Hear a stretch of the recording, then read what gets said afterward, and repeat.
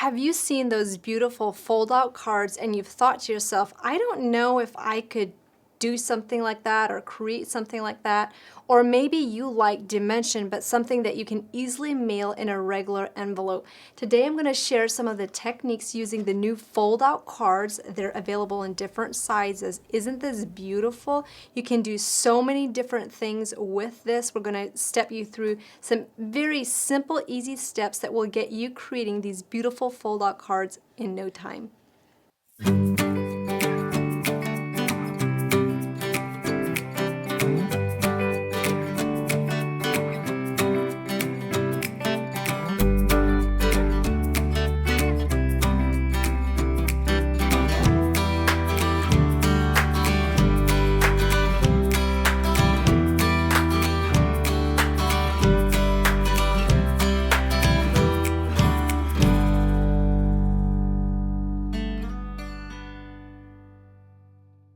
So you may be asking yourself the question, what is a fold-out card? So when you look at our fold-out cards, we have them available in the 5x7, 6x6, and 4.5, or the 5.5 by 4.25 sizes. So when you purchase them, like this is the 5x7 packet, you will pull those out, and these card bases are in there that you can do these very dimensional cards, yet you can put them together in a way that they're easy to mail. So, and the good thing is you do not have to do all these cuts to create this beautiful card base.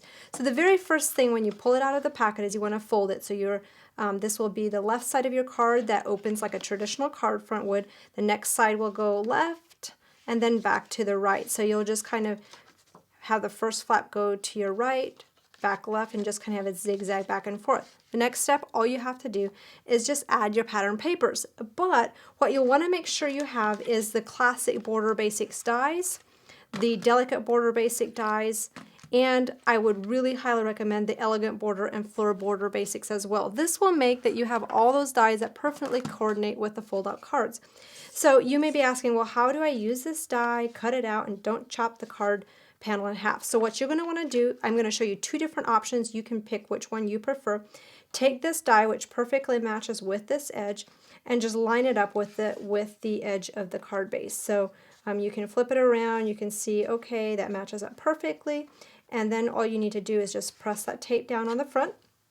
And then what I'll do is I'll take my card panel that I will be gluing out on the front. Yes, we're going to chop into this little Frosty the Snowman a little bit. This is perfect for creating scenes. You have kind of variated scenes, and I'll show you the finished sample a little bit again up close in just a little bit. So I'll just make sure that this is even with a little bit of a border around the edges.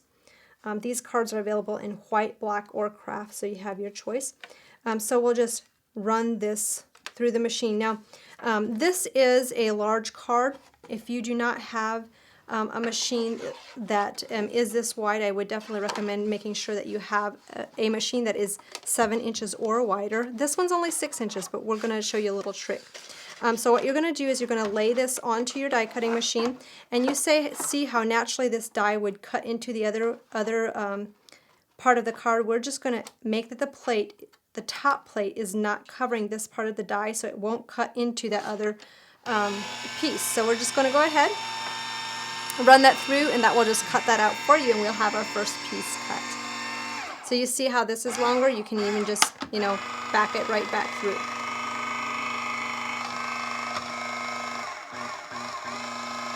So your first piece is already cut for you. So you'll bring this out, and naturally what you'll want to do is you'll just pull this off, and you have the piece for the front, and you'll want to do another piece that cuts the back part, which I have already done. So you'll want to have a piece that covers the front and then a piece that covers the back. So what that will do is that gives you this front piece for this snowman. So as you can see, I just cut out the snowman and layered him on top.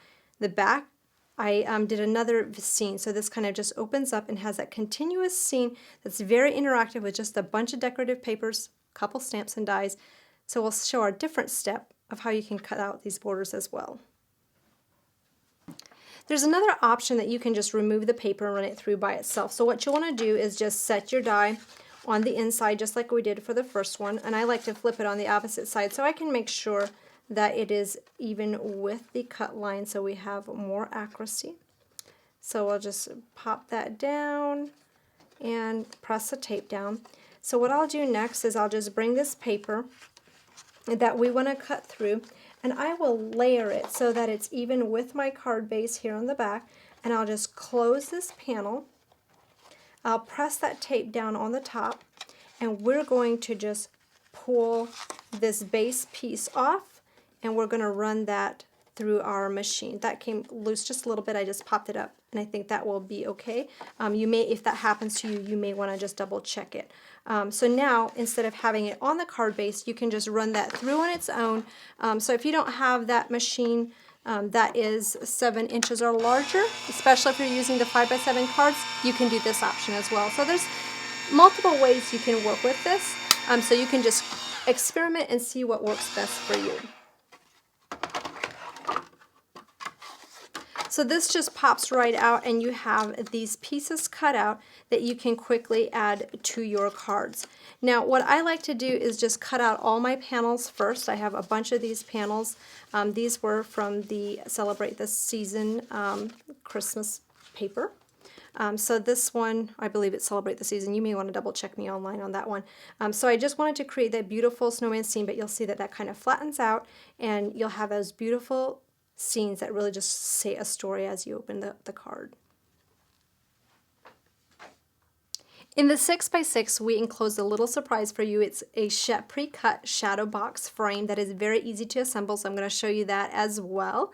So you can really build a scene with a lot of dimension, and the purpose for this is to gift it as a shadow box. You could attach a card base and make it more as a gift for your friends. So to start out with, the very first thing that you're going to want to do is just pick out your favorite paper panel. When you open this up from your packet, this is exactly how it looks. It is pre-scored, and it has these little ridges in the back that will allow you to create those dimensional pieces within the frame.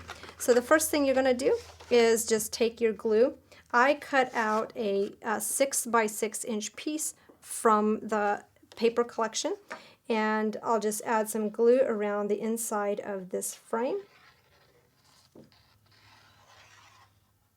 And you can kind of, and this has a little bit of an edge because this frame is a little bit larger than my 6x6 panel. So you'll just go ahead and glue that down. So you'll give that a little bit of time to dry, and while that's drying, you can go ahead and slip an inside scene into your box.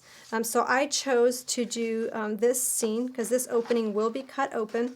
So once this is dry, this one's dry already, so I just wanted to kind of show you how I cut mine open. I'll just take like a little slit with my scissors and just open this opening, cut it up. So you could do this method. I know I shouldn't be cutting up those deer, right? That's a beautiful scene that I'm just cutting right through. So you can just kind of open up the hole and then use this back piece as the sample and where you can cut that opening. This is how the box looks when it's all glued together, so we'll show you how to do that. So to start out with, what you're going to do is just take all of the fold lines and just fold those towards the back of the area that you glued your frame on. So you just want to make sure that that is nicely creased. And then these pieces on the bottom you'll just fold forward. And then we'll close this. This is a very simple step. You can start with whichever side you want. It doesn't matter. But I'll just put these little tabs in. I'm just going to grab a side, otherwise I'm kind of fumbling around with it. So we're going to start with this side. What you'll want to make sure that you do is just bring this up and slip that little tab right back up. See how that just kind of creates that box? You'll want to make sure you have a nice glued area for that. So what I'm going to do, so this is really kind of foolproof. It's really simple. You just kind of make sure that you have plenty of glue. Give it a little bit of time to dry. And I'll just slip some glue underneath these seams right in here. I'll just pop some in here. And then we'll slide that on through. If you wanted to put glue down first before you put it together, you could do that. So you may want to, if you're doing this at home, to just hold that for a little bit so it has just a little bit of time to dry. So you'll just kind of hold that, and then while that's drying, you can bring in the opposite side. And we'll bring up this tab, make sure everything can go through that well. So I'll just kind of close that and just make sure that your corners are kind of squared off. So again, just add a little bit of glue behind this tab. In this section, I'll just press that down, flip it around, add some glue in here. And this is great. You can also add a 6x6 card front on the back here so you can make it into a card. So I would definitely hold that a little bit. And then before I close this flap, I like to slide in the paper or the scene that I'm going to add. But before I just slide that in, what I'm going to do is I'm going to add some glue to this back piece so that this paper can just slide in and stick very nicely. So I'll open up the side. Just kind of, this is also a 6x6 piece. Slide that in, and that will stay stuck together, and then you can just close this box and just kind of stick that underneath that flap. Make sure your tabs are up and stick that through. And you've got your box that you are ready to decorate, and you can add any pieces that you want from any collection that you prefer. So this is just one of the many different variations of what you can create with a fold-out card. So you have these beautiful scenes. This is with the Woodsy Wonderland collection, which is scheduled to debut in December of 2016. So you can see that on each side, every page just says a cute little story. So this one is not as dimensional for mailing, which is awesome. Here's one with the Under the Sea collection. This is also 6x6 using a black card base. So it's really kind of like a little wonderland, building scenes. You can also decorate the back if you like.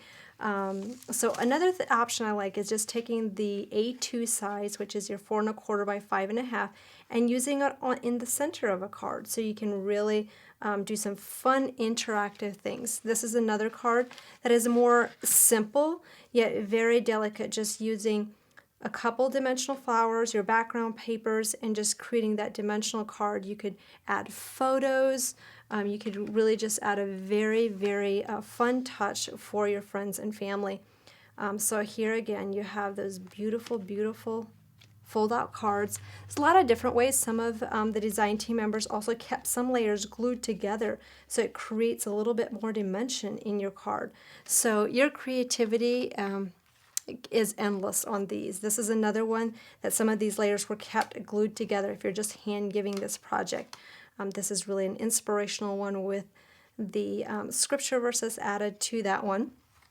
Another one that I really, really love, many of you have the Winking Frog collection. This is an adorable A2, your 4 1/4 by 5 1/2 size card, and some of the layers are glued together. You have that beautiful scene in this one. You could also use this for your Christmas cards, like the card I was doing earlier. Just add the scene, the snowman, and your beautiful decorative papers. So many samples, it's kind of like, which one do I pick up next? This one is very dimensional with a lot of the classic roses. Each panel has a story to tell. Very encouraging little sayings on there as well. This one I love. This one is using a 5x7 card panel and really just building on that Christmas scene. Can you just imagine receiving this from a friend? You see how the window, and then you have those sides, so you can really have a lot of options with these. And then the shadow box frames. Here's one that's also with the Woodsy Wonderland with the trees, the little animals in the background. You could pop a photo in there or just keep the text. Here's another one that's very fall themed. This would make a perfect man project, good for the guys in your life. And then we also have another fun one that has a clear acrylic over the top. These are the little froggies just jumping around in the background. Another idea, we haven't done this yet, Under the Sea with a shaker card with little fish swimming in it. Wouldn't that be beautiful? So as you can see, the options are endless. Here's another one just beautifully decorated with a classic rose. So you can do a lot of dimension. You can add pockets, so you have tags that pull out. And you could also use these in your flip fold albums. However, these are designed for your cards so that you can really don't have to cut those card bases. They are all pre-measured, folded, and everything for you. So you're going to have a lot of fun using the 5x7, 6x6, and 4 1/4 by 5 1/2 cards and inserts. As you can see, the options with the fold-out cards are completely endless. I would highly recommend that you just sit down, make a couple of these fold-out cards till you can feel completely comfortable with them, and just follow along with the video step by step. These are available in black, white, and Kraft, and the 6x6 shadow box frame that you're going to want to make so many projects with is in the 6x6 card pack. Make sure to get yours today. For quick and easy ordering, I've added the links below. Thank you so much for joining me. I will see you next time.